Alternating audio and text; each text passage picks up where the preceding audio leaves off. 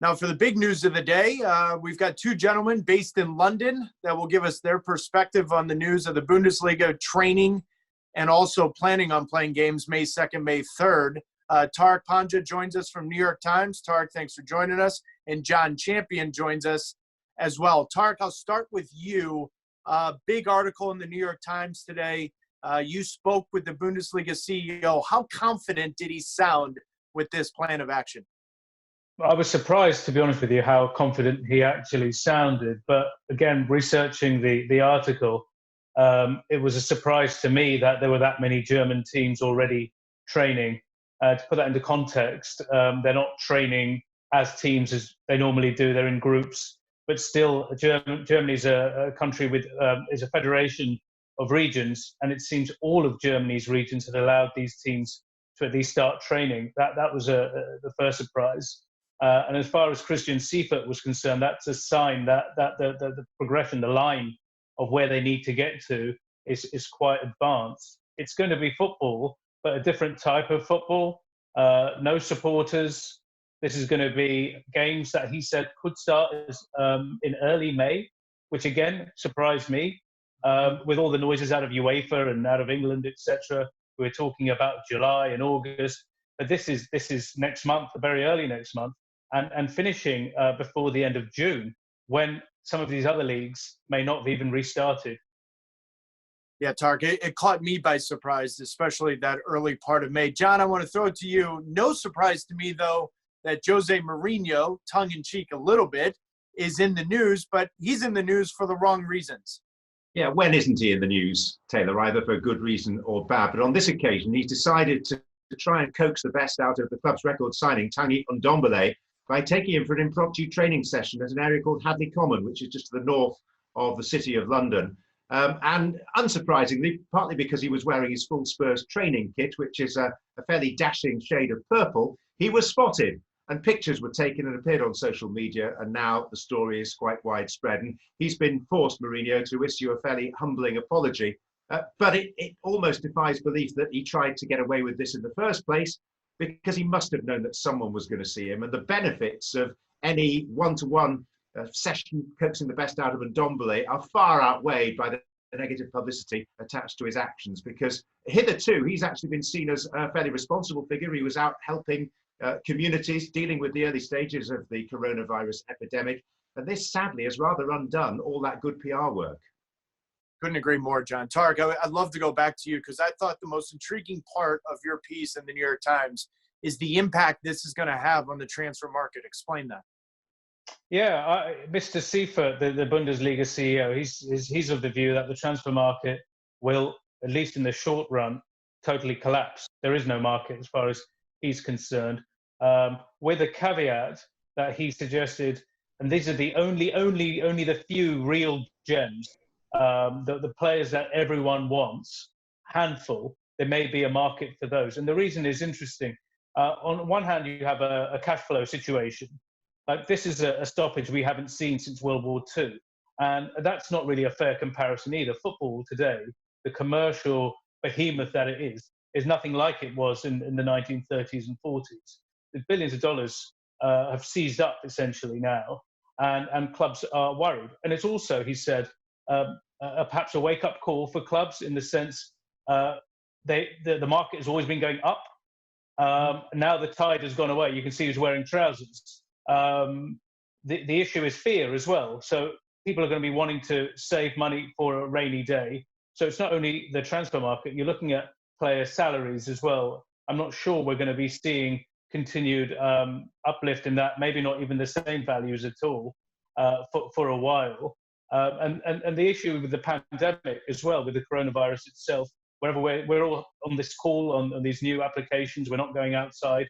And we don't know when we can. We're waiting for these daily government updates, but there is no vaccine. There is talk that even once we start going out again, what happens if this comes back later in the year and we're again pushed into this house? The clubs are going to have to cut their cloth differently and think differently as well. So he doesn't see big money being splashed in the summer like we've seen every year for the past however many years. John, it's interesting. We've heard the phrase flatten the curve regarding the pandemic and the coronavirus. However, you could argue that the flatten the curve or even downward curve is going to happen in the transfer market. John, when I think of the transfer market and only a select few being sold, for me, that seems like it only suits the 3% of the world clubs, and the rest of the 97% are going to be left behind.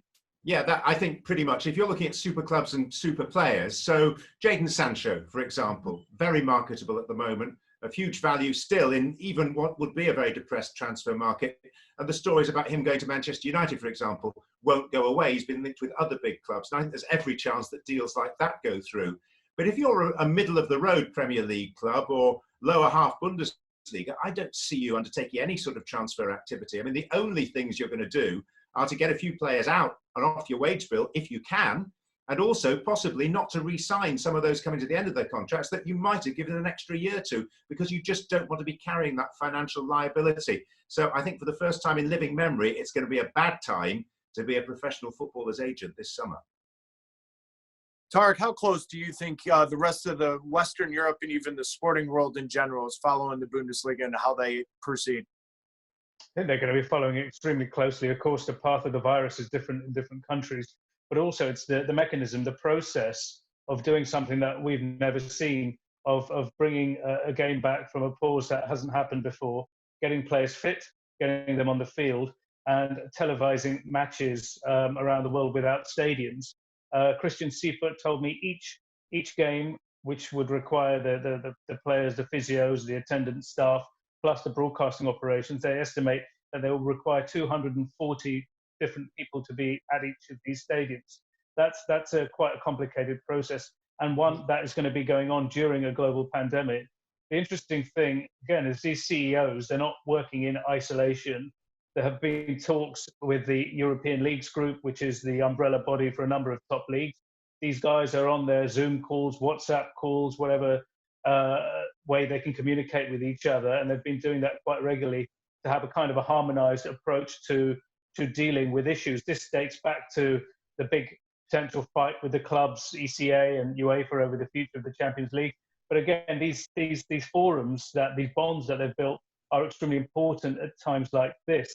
And they're talking collectively with UEFA. I think we saw some of the information last week about what's going to happen. The Champions League is being suspended indefinitely. Alexander Seferin, the UEFA president, has bowed to the inevitable. I think that the domestic competitions have to finish first, and he's given them those July and August dates. And interesting, Christian Seifert said, look, we want to finish as quickly as possible, not only for our own interests, of course they're on the hook for hundreds of millions of euros in television money, but also for the European competitions and for UEFA. You scratch my back, we'll scratch your back, and we'll figure out a way of getting through this situation, which is very messy and is nobody's fault. John, before I let you go, how surprised are you with this plan of action? I am surprised. I'm reluctant to be sceptical where German sport is concerned, because they are so well organised and so well drilled.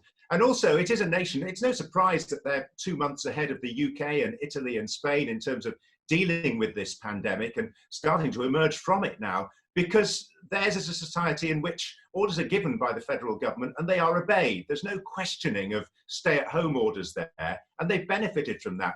The culture in other European countries is somewhat different. Certainly here in the UK, it's been a battle to get people to accept a lockdown in a way that wasn't the case in Germany. So no surprise that they are ahead of that particular curve. My scepticism, though, rests in, say they do start May the 2nd and 3rd, and say on May the 4th, Robert Lewandowski tests positive for coronavirus. What happens then? I just think that this is a great plan in terms of a wave of optimism, showing that, yes, sport can return perhaps sooner than we thought, but it's a very fragile plan. It would only take 2 or 3 such instances as that I've just alluded to with a player of the profile of Lewandowski, and the whole thing could fall in on itself. I think we have to be aware of that. Thanks so much for watching ESPN on YouTube, and for more sports highlights and analysis, be sure to download the ESPN app, and for premium content and live streaming, subscribe to ESPN Plus.